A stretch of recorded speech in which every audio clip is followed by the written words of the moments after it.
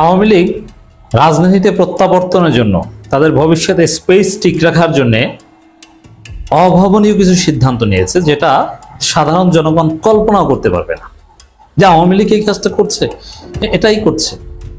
কিন্তু আনন্দের খবর যে বাংলাদেশ ইসলামী ছাত্র শিবিরের দূরদর্শী রাজনীতির কারণে আওয়ামী লীগের সেই চেষ্টা, বিএনপির সেই আকাঙ্ক্ষা, সেনাপ্রধানের সেই ষড়যন্ত্র সব কিছু ব্যর্থতায় পর্যবেসিত হয়ে যাচ্ছে, অনেকটা গিয়েছে।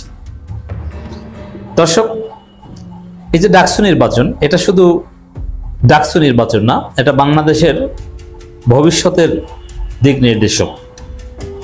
পিনাকি ভট্টাচার্য একটা আলোচনায় আপনাদেরকে, আমার দর্শক পিনাকির দর্শক প্রায় সেম, আমার আলোচনা যারা শোনেন সবাই পিনাকির আলোচনা শোনেন, এই জন্য রিপিট করছি না। তিনি ডিটেইলস আপনাদেরকে বুঝিয়েছেন একটা দেশের বিশ্ববিদ্যালয় কিভাবে ওই দেশের ভবিষ্যৎ, ওই দেশের বা ওই জাতিসত্তা থেকে শুরু করে একদম মৌলিক কাঠামোর সাথে জড়িত হয়ে থাকে। যেমন অক্সফোর্ড ক্যামব্রিজের মাধ্যমে সারা পৃথিবীতে ব্রিটিশদের শ্রেষ্ঠত্ব ছড়িয়ে পড়ে, ওরকম মার্কিন যুক্তরাষ্ট্রেও তাদের হার্ভার্ড ইউনিভার্সিটি বা আরো যারা আছে, MIT ইত্যাদি ইত্যাদি, এগুলোর কারণে তাদের সুপ্রিমেসি। মানে যুক্তরাষ্ট্র কি, যুক্তরাজ্য কি, অক্সফোর্ড ক্যামব্রিজ যা সেটাই যুক্তরাজ্য, হার্ভার্ড MIT যা ওইটি আমেরিকা, পৃথিবীর আরো বিভিন্ন দেশে আছে। অতএব আমরাও তো বাংলাদেশে বলি যে ঢাকা বিশ্ববিদ্যালয়ের ইতিহাস আর বাংলাদেশের স্বাধীনতা সার্বভৌমত্বের ইতিহাস এক ও অভিন্ন, এক সূত্রে গাথা। ঢাকা বিশ্ববিদ্যালয় জিতলে জাতি জিতে, ঢাকা বিশ্ববিদ্যালয়ে পরাজিত হলে সেই আন্দোলন কখনো সফল হয় না। আমরা দেখি যে ঢাকা বিশ্ববিদ্যালয় সফল হয়েছে, ছাত্রলীগ তাড়ানো হয়েছে, ওই দিনে আমি বলেছিলাম হাসিনা শেষ, কোনো বাংলাদেশে কোথাও থাকতে পারবে না। তো ঢাকা বিশ্ববিদ্যালয় হচ্ছে বাংলাদেশ, একখণ্ড বাংলাদেশ। তো এই ডাকসু নির্বাচনকে কেন্দ্র করে আওয়ামী লীগ নড়ে চড়ে বসেছে। আওয়ামী লীগ কয়েক লেয়ারে পরিকল্পনা করেছিল এবং এই ডাকসু নির্বাচন, জাতীয় নির্বাচন, জাতীয় পার্টি, বিএনপি, এগুলো সব এক জায়গায় এনে সিআরআই অনেক গবেষণা করে তারপরে কিছু কনক্লুশনে এসেছে, কিছু ফাইন্ডিংস আমাদের কাছে এসেছে। এই এক্সক্লুসিভ কিছু তথ্য আপনাদেরকে দিব। প্রথমে আওয়ামী লীগের পরিকল্পনা ছিল যে না, স্বাভাবিকভাবে এইসব জামাতকে বা শিবিরকে যতই পাকিস্তানপন্থী বলা হোক, যতই স্বাধীনতার বিরোধী বলা হোক, এতে তাদের ভোট বাড়বে। কারণ ভারতের আধিপত্যবাদের বিরুদ্ধেই মূলত অধিকাংশ শিক্ষার্থী, তারা শিবিরকে অটোমেটিক্যালি ভোট দিবে। এছাড়া রাজনীতির ঊর্ধ্বে যে ভোটের মেকানিজম আছে, সুন্দর চেহারা, বিড়ালের প্রতি ভালোবাসা, গান গাইতে পারা, স্মার্টনেস, নারী ভোটাররা যারা অনেকে এগুলো দেখে ভোট দেয়, এগুলো তো শিবিরে গিয়ে ডিপার্টমেন্টের রেজাল্ট, বাকপটুতা, আন্তরিকতা, সিনসিয়ারিটি, অরিজিনালি ভদ্রতা, সব দিক থেকে শিবিরে গিয়ে, তো শিবির ঠেকানো যাবে না। কি করতে হবে? ডাকসু নির্বাচন ঠেকাও। তো ডাকসু নির্বাচন ঠেকাতে ঢাকা বিশ্ববিদ্যালয়ে আওয়ামী লীগপন্থী শিক্ষক অনেকে মিলে, এবং তারেক রহমান লন্ডন থেকেও হেল্প করেছিল, বিএনপির জজরা পর্যন্ত 2 নম্বরই করেছিল। আপনারা দেখেছেন যে ডাকসু নির্বাচন স্থগিত করে দিয়েছিল, কিন্তু শিশির মনিরদের দৃঢ়তার কারণে, তাদের উপস্থিত বুদ্ধির কারণে, ঢাকা বিশ্ববিদ্যালয় কর্তৃপক্ষের আন্তরিকতার কারণে, শিবিরের বিচক্ষণতার কারণে ডাকসু নির্বাচন স্থগিত করা সম্ভব হয়নি। এমনকি ফরহাদ একটা থ্রেট দিয়েছিল যে ডাকসু নির্বাচন যারা বানচাল করতে যাবে তাদের অস্তিত্বই থাকবে না। তো পরে ফরহাদের থ্রেটে যেটা দেখা গেছে, ডাকসু নির্বাচন ওই স্থগিত বা এই কেন্দ্রিক যারা রিড করে, তারাও ডাকসু নির্বাচন 9 তারিখ হবে এই খবরে আনন্দ মিছিল করে যে ডাকসু হবে, আলহামদুলিল্লাহ। মজা না? এই জায়গায় আওয়ামী লীগের এই পরিকল্পনা শেষ, স্থগিত করা গেল না। আর স্থগিতের চিন্তা ছিল এই কারণে যে শিবির জিতবে, আর শিবির জিতলে আগামীর বাংলাদেশ, আগামীর 50 বছরের বাংলাদেশ এক নতুন বাংলাদেশ। কি ইসলামপন্থীদের অধিকার থাকবে বাংলাদেশে, ইসলামপন্থীদের বিরুদ্ধে ষড়যন্ত্র করে পারা যায় না সেটা প্রমাণিত হবে।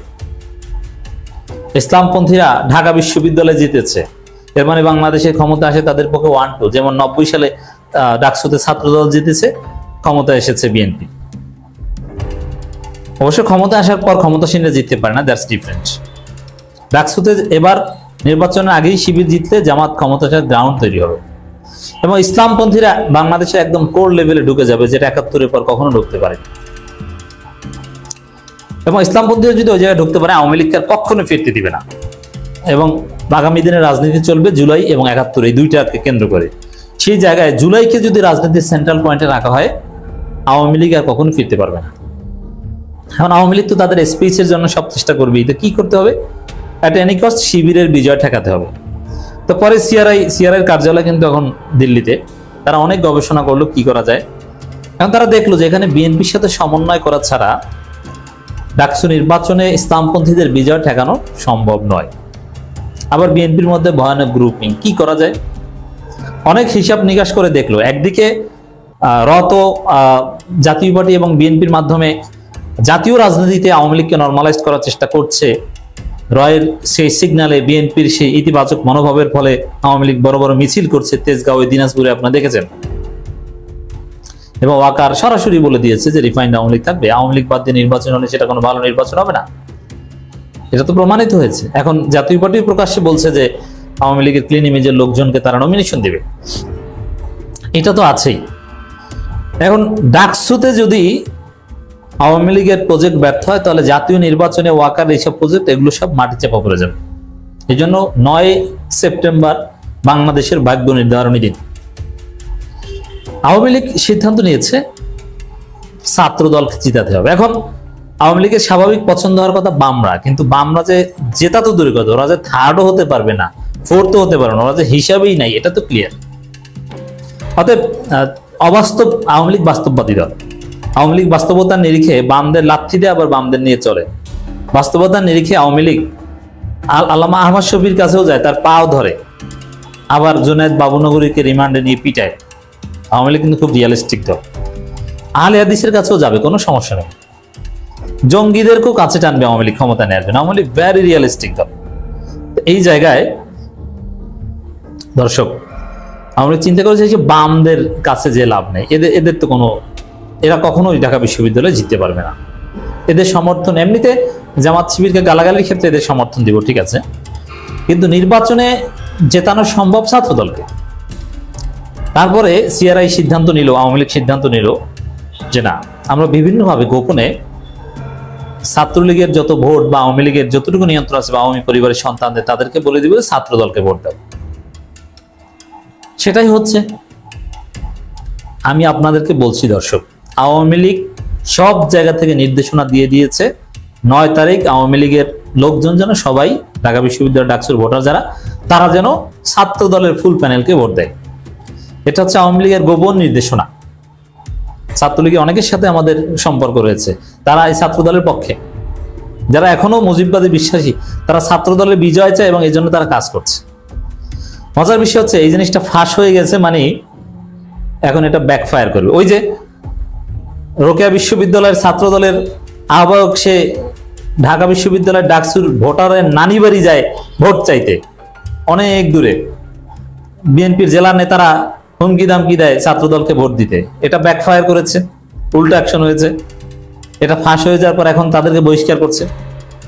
ওরকম বিজয় ৭১ হলেও ছাত্রলীগ ছাত্রদল জোট চেষ্টা, এগুলো ফাঁস হয়ে যাওয়ার ফলে উল্টো অ্যাকশন। এখন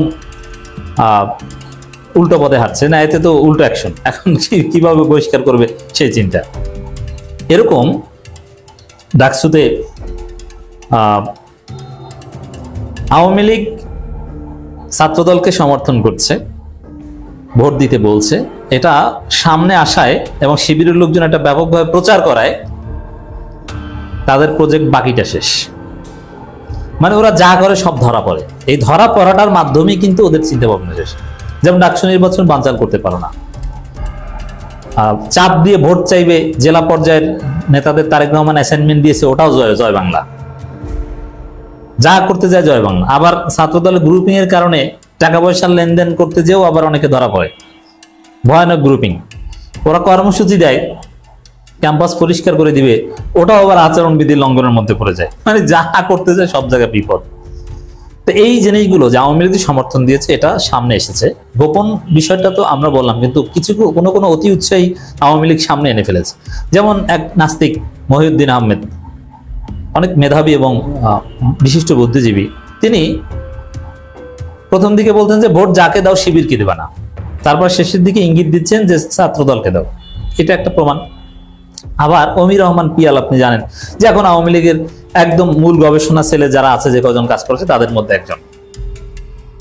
তো অমির রহমান পিয়াল তিনিও বলছেন, মনে রাখবেন ডাকসুতে প্রতিদ্বন্দ্বিতা হইতেছে ছাত্রদল আর শিবিরের। ছাত্রদলের প্যানেল একটাই, বাকি সব প্যানেল শিবির, তাগই লোক নানা রূপে। এখন বামরা কিন্তু শিবিরের নেতা জানে, তারপরে ওদের আলোচনায় আনছে না। ছাত্রদল যতই খারাপই হোক, আমাগো খারাপ 90-এর আমাগো লগে রক্ত দেয়া। শিবিরের মতো মুনাফিক না, সাপ না, বিশ্বাসঘাতক না। ঢাকা বিশ্ববিদ্যালয়ের ঐতিহাসিক ঐতিহ্য ধরে রাখতে ছাত্রদলের ফুল প্যানেলে জয়ী করুন। শিবিরে আরেকবার জানুক, যত মেটিকুলাসলি প্ল্যান করুক, ঢাকা বিশ্ববিদ্যালয়ের রাজাকার আলবদর বুদ্ধিজীবী হত্যাকারীদের জন্য নিষিদ্ধ কন্দম। ছাত্রদলকে ফুল প্যানেলে জয়ী করে শিবিরকে টুপকি লাল সালাম দেন। তো এটি হচ্ছে আওয়ামী লীগের আসল সিদ্ধান্ত। এই যে এটা সামনে আছে, এখন কি হলো, ঢাকা বিশ্ববিদ্যালয়ের শিক্ষার্থীরা জেনে গেছে ব্যাপার কি। সিআরআই লোকজন, আওয়ামী লীগের বুদ্ধিজীবীরা সবাই ছাত্রদলকে সমর্থন দিচ্ছে, ভেজাল আছে। আওয়ামী লীগ যাকে সমর্থন দিবে বুঝতে হবে তার ভেজাল আছে, তাকে ভোট দেওয়া যাবে না। তাই আওয়ামী লীগের সমর্থন ছাত্রদলের উপর আসার কারণে ছাত্রদল আরো বেশি জয় বাংলা হয়ে গেল, এদের ভোট আরো কমছে। হয়তো আওয়ামী লীগের কিছু ভোট পাবে, কিন্তু ছাত্রদলের মূল ভোটারই তো নাই হয়ে যাবে, জাতীয়তাবাদী ভোট তো নাই হয়ে যাবে। শিবিরের কাছে আসলে টোটাল আওয়ামী প্রত্যাবর্তন প্রজেক্ট ধরা খাচ্ছে।